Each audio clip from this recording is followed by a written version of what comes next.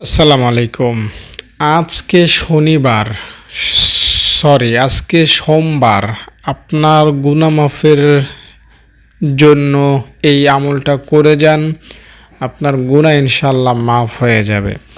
নবীজি একটা হাদিসে বলেন যে তোমাদের কারো কথা শুরুটা যদি হয় লা ইলাহা ইল্লাল্লাহ আর শেষটা যদি হয় লা ইলাহা ইল্লাল্লাহ, সে যাবে জান্নাতে। আপনি যদি লা ইলাহা ইল্লাল্লাহ পড়তে অভ্যস্ত হন, তাহলে আপনার ছোট বড় জানা অজানা সব গুনাহ আল্লাহ তাআলা মাফ করে দিবেন। তো আজকের এই সোমবার দিনটাতে বেশি বেশি লা ইলাহা ইল্লাল্লাহ পড়বেন।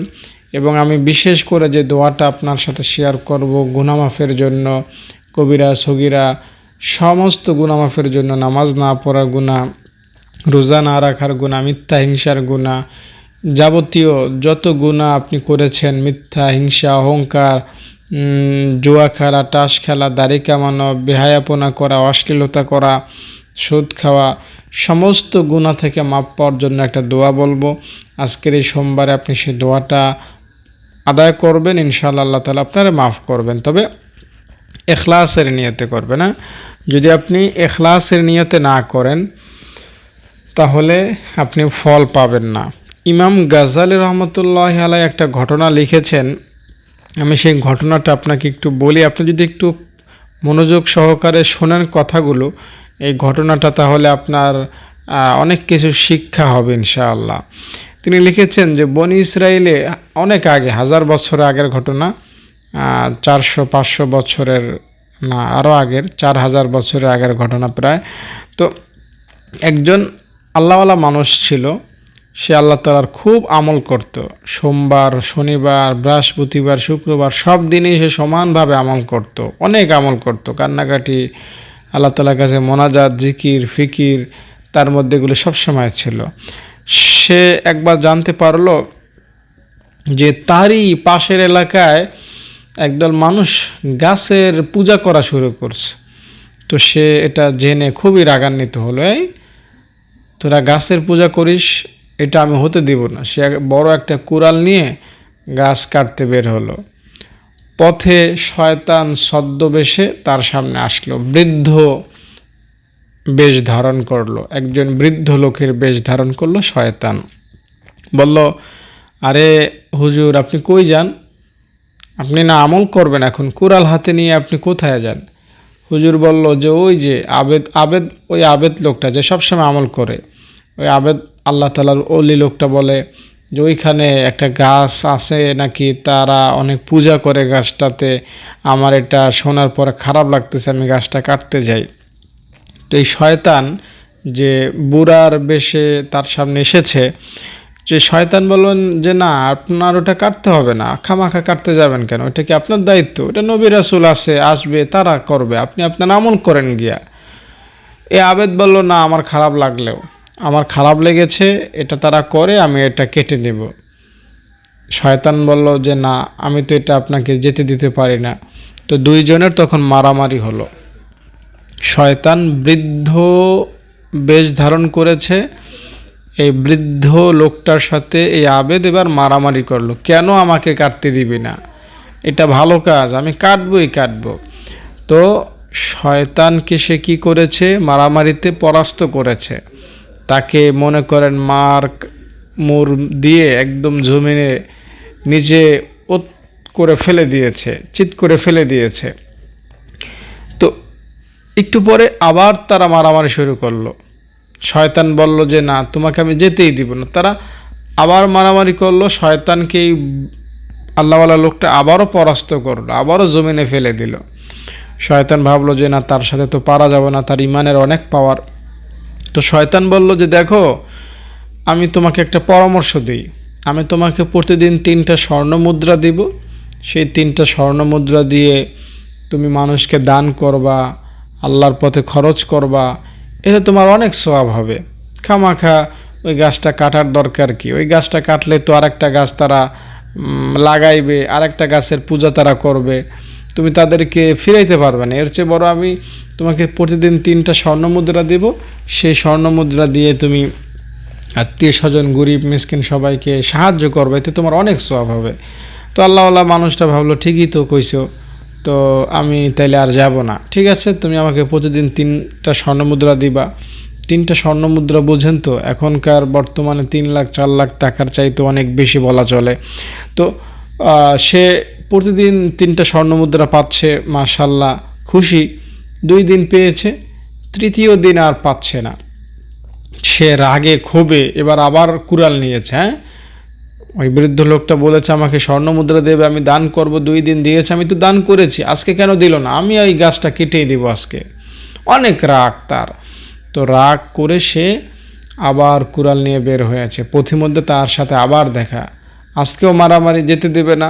কিন্তু আজকে হেরে গেল এই হুজুর, এই আল্লাহওয়ালা মানুষটা হেরে গেল। তখন জিজ্ঞাসা করা হলো সে কেন হারলো। তখন উত্তর পাওয়া গেল যে আগের দিন সে শয়তানকে পরাস্ত করতে পেরেছিল ইমানের জোরে। তার মধ্যে খুলুসিয়াত ছিল, ইখলাস ছিল, আল্লাহকে খুশি করার জন্য সে বের হয়েছিল। আর আজকে আল্লাহকে খুশি করার জন্য না, বরং শয়তানকে রাগান্বিত হয়ে মারতে গিয়েছিল। যে তুই বলছিস আজকে স্বর্ণমুদ্রা দিবি, দেশ নাই কেন, কথা দিয়ে কথা রাখিসনি কেন। তো আজকে মূলত তার লড়াইটা খুলুসিয়াত বা সৎ নিয়তে বা খুব ভালোভাবে হয় না, ফলে আজকে শয়তান বিজয়ী হয়েছে। তো ইমাম গাজালি এই ঘটনাটা লিখে আমাদেরকে বোঝাতে চাইলেন যে যে কোনো কাজে যদি ইখলাস থাকে, খুলুসিয়াত থাকে, নিষ্ঠা থাকে, যে না আমি কাজটা আল্লাহ তাআলার জন্যই করব, আমি দুনিয়ার কাউকে দেখানোর জন্য নামাজ পড়ব না, দুনিয়ার কাউকে শোনানোর জন্য জিকির করব না, দুনিয়ার কাউকে পাওয়ার জন্য কাউকে আমি দান করব না, আমি আল্লাহ তাআলার জন্যই করব। কেউ আমাকে হাজী সাহেব বলবে সেজন্য আমি হজ করব না, আমি আল্লাহ তাআলার জন্য করব। তো আপনার নিয়ত যদি ঠিক থাকে তো আপনি সব কাজে সফল হবেন। আর নিয়ত যদি গরমিল হয় তাইলে পরে আপনি ঠকে যাবেন, আপনি ব্যর্থ হবেন, আপনি আল্লাহ তাআলার কাছে তেমন কোনো কিছুই পাবেন না। যেমন বলা হয় যে একজন লোক আল্লাহ তাআলার সামনে দাঁড়াবে হাশরের মাঠে, আল্লাহ তাআলা বলবেন বান্দা কি নিয়ে আইছো। তো এই লোকটা বলবে আল্লাহ কি নিয়ে আইছি মানে আমি তো তোমার জন্য যুদ্ধ করে শহীদ হয়ে গিয়েছি। তো আল্লাহ তাআলা তখন বলবেন না, এটা তো মিথ্যা কথা, তুমি বরং শহীদ হয়েছ, দুনিয়ার মানুষ তোমাকে ভালো বলবে, বাহবা দিবে, সেজন্য শহীদ হয়েছ, আমার জন্য তো তুমি শহীদ হও না। যাও, দুনিয়ার মানুষ তো তোমাকে শহীদ বলেছেই, এখন তুমি জাহান্নামে যাও। এজন্য নিয়তটা হলো আসল। নিয়তটা যদি আপনি সহি করে কোনো আমল করেন তো ওই আমলের পাওয়ার অ্যাকশন ক্ষমতা অনেক গুণ বেড়ে যায়। ওই আমল দ্বারা আপনি আল্লাহ তাআলাকে অনেক বেশি খুশি করতে পারবেন। ঠিক আছে, তো আজকের এই সোমবারে নবীর এই জন্মের দিনে, নবীজির এই ওফাতের দিনে আপনি নিয়তটা সঠিক করে আমি যে দোয়াটা বলবো সেই দোয়াটা আপনারা পাঠ করবেন। তার আগে অনুরোধ করছি, ভিডিওটিতে এখনও যারা লাইক করেন না আপনারা সবাই একটি করে দয়া করে লাইক করে দেন। আমি দোয়াটা আপনাকে বলবো, তার আগে একটা ঘটনা আপনাকে শোনাই। আল্লামা তারিক জামিল সাহেব, তার কথা আপনারা শুনেছেন, তিনি পাকিস্তানের বড় একজন দ্বীনের দায়ী। তার এক ওয়াজ শুনে একজন মহিলা যে নারী সাপ্লাই দিত জেনাহের কাজে, মেয়েদেরকে ভাড়া দিত পরপুরুষদের কাছে, এই ব্যবসা যার ছিল, সে তার ওয়াজ শুনতে পাইল যে আল্লাহ অনেক ক্ষমাশীল, তার কাছে ক্ষমা চাইলে যে কোনো গুনাহগার মাপ পাওয়া যায়। তো এই কথা শোনার পরে তিনি তারিক জামিল সাহেবের একজন ছাত্রর কাছে জিজ্ঞেস করলেন যে আসলেই কি আল্লাহ তাআলার কাছে মাপ চাইলে আল্লাহ তাআলা মাফ করে দিবেন? তো তিনি বললেন হ্যাঁ, যদি তুমি মাপ চাও আল্লাহ তোমার মাফ করে দিবেন। যদি তুমি নোংরা কাজে আছো, নারীদেরকে পরপুরুষদের সাথে লেলিয়ে দাও, ভাড়া দাও, এগুলো তো অনেক খারাপ কাজ, কিন্তু আসল কথা হলো তুমি যদি মাপ চাও আল্লাহ তাআলার কাছে, এখন আল্লাহ তাআলা তোমার মাফ করে দিবে। এই কথা শুনে তারিক জামিল সাহেবের ওই ছাত্রর কাছেই ওইখানে দাঁড়িয়েই সে তাওবা করলো যে ঠিক আছে তাহলে হুজুর, আমি তোমার সামনে দাঁড়াইয়েই তাওবা করলাম, আমি আর এই কাজ করব না। তখন ছিল রমজান মাস। তো পরদিন সে মসজিদে তারাবি নামাজে আসলো, যেখানে মহিলারা তারাবিতে অংশগ্রহণ করে, সেখানে সে দাঁড়ালো। তো তারাবির সময় সে একটা কথা আল্লাহকে বারবার বলতেছিল যে, আল্লাহ, আমি যদি তোমার প্রিয় হতে পারি, বা তুমি যদি আমার তাওবা কবুল করে থাকো, আমি যে এতদিন মেয়েদেরকে নিয়ে এই রকমের ব্যবসা করেছি, আমি তো এখন মাপ চাইছি তোমার কাছে, আমার তাওবা যদি তোমার কাছে কবুল হয়ে থাকে, তাইলে তুমি আমাকে এখনই উঠায় নাও, আমি আর দুনিয়ায় থাকতে চাই না, অনেক নোংরা কাজ করে ফেলেছি, আমি এখনই উঠতে চাই, তোমার কাছে এখনই আসতে চাই। তো এভাবে সে রমজান মাসে তারাবির সময় বারবার দোয়া করতেছিল। তো আল্লাহ তাআলা কি করলেন? সেজদার মধ্যে তার মরণ দিলেন। এই ঘটনা দ্বারা কি বুঝলেন? একটা নারী যে বেশ্যা না শুধু বেশ্যাগিরি করত, বেশ্যা বানাইতো অন্যান্য মেয়েদেরকে, অন্যান্য মেয়েদের শরীর বিক্রি করে খাওয়ার হেডমাস্টার, যে এই রকমের একটা দুশ্চরিত্রা, বদমাশ, নোংরা মহিলা, নোংরা নারী, সে শুধু জানতে পারলো যে মাপ চাইলে মাপ হয়ে যায়, এটা সত্যায়ন করার জন্য একজন ছাত্রের কাছে গেল, জিজ্ঞেস করলো আসলেই কি তাই? ছাত্র বলল যে হ্যাঁ, তুমি যদি মাপ চাও আল্লাহ তোমার মাফ করে দিবে। সে ওই ছাত্রের কাছেই, ওই হুজুরের কাছে ওই তৎক্ষণাৎই বলল যে তাহলে আল্লাহর কাছে আমি মাফ চাইলাম, আর এগুলো করব না। পরদিন যখন তারাবিতে গেল, সে আল্লাহর কাছে এভাবে বলল যে আল্লাহ, তুমি যদি আমার মাফ করে থাকো, আমি আর দুনিয়ায় থাকতে চাই না, উঠায় নাও। আল্লাহ তাআলা তারা উঠায় নিলেন। কি বুঝলেন এর মাধ্যমে? যে আল্লাহ তাআলা তার অতীতের সব গুনাহ মাফ করে দিয়েছেন। তো এই জন্য ভাই বোন, আল্লাহ তাআলা মূলত অত্যন্ত কারিম। আল্লাহ তো মনে করেন অনেক দয়ালু, তিনি বান্দার গুনাহ টোনা এগুলো গুনায় ধরেন না। আপনি যদি আমাকে 1 দিন 2 দিন 3 দিন গালি দেন, 5 দিন 6 দিন 10 দিন ঠকান, আমাকে বারবার কথা দিয়ে কথা না রাখেন, টাকা নিয়ে টাকা দেন না দেন, আমাকে যদি মারেন, কাটেন, ধমকান, আমি কিন্তু আপনারা মাফ করব না। আল্লাহ তাআলা কিন্তু এমন না। আল্লাহ তাআলা হলেন অত্যন্ত দয়ালু। তার কাছে সব বান্দা ক্ষমা পায়, সব বান্দা নাজাত পায়। শুধু একবার বললেই হইল যে আল্লাহ মাফ চাই, আল্লাহ তাআলা বলবেন ঠিক আছে বান্দা, যেহেতু মাফ চাইলা, তোমার আমি মাফ করে দিলাম। একটা হাদিস মনে পড়েছে, তাই বলি। আজকের সোমবার, আপনি ইনশাআল্লাহ ক্ষমা পাইয়াই যাবেন। কথাটা শুনে রাখেন। কথাটা কি? আল্লাহ তাআলার কাছে যখন আপনি গুনাহ করার পরে মাফ চান, আল্লাহ তাআলা কি বলেন জানেন? কেমন যেন ফেরেশতাদেরকে বলেন, ফেরেশতারা, আমার ওই বান্দা গুনাহ করছে, এখন আমার কাছে মাফ চাইছে। আমার বান্দা সারা জীবন গুনাহ করছে, এখন আমার কাছে আজকে সোমবার মাফ চাইছে। ও জানে যে তার একজন রব আছে। আল্লাহ তাআলা এমন করে বলেন যে আমার এই বান্দাটা জানে যে তার একজন রব আছে, তার একজন আল্লাহ আছে, তার কাছে মাপ চাইতে হয়। গুনাহ করলে তার কাছে বলতে হয় যে আল্লাহ গুনাহ করে ফেলেছি। তার রব গুনাহ করলে ক্ষমাও করতে পারেন, আবার শাস্তিও দিতে পারে। আমার এই বান্দা জানে, আমি আমার বান্দারে এখন চাইলে মাফও করে দিতে পারি, আবার মাফ না করলে তাকে শাস্তিও দিতে পারি। আমার বান্দাটা জানে। আমার বান্দাটা জেনেছে, আমার বান্দাটা জানে। ফেরেশতারা, তাহলে তোমরা সাক্ষী থাকো, আমার বান্দারা আমি তাহলে মাফ করে দিলাম। আল্লাহ তাআলা নিজে নিজে ফেরেশতাদেরকে নিয়ে এইভাবে গর্ব করে বলতে থাকেন। তাই আপনি গুনাহ যাই করেন, যতই বিশাল হোক, কোনো ভয় নাই, ভয়ের কোনো শঙ্কা নাই। আল্লাহ তাআলার কাছে মাপ চাইবেন, মাপ পেয়ে যাবেন।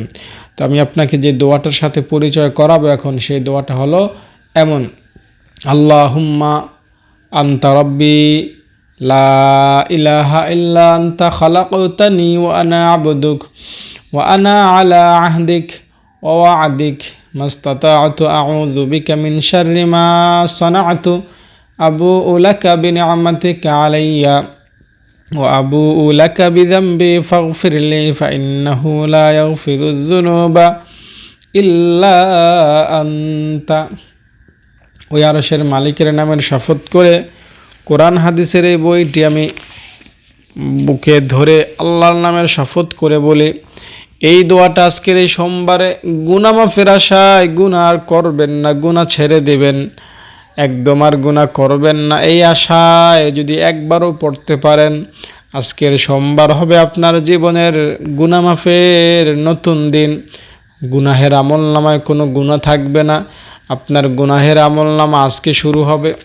আজকের সোমবারে যে শিশুটা জন্ম নিয়েছে ওই শিশুর মতো আপনি হয়ে যাবেন।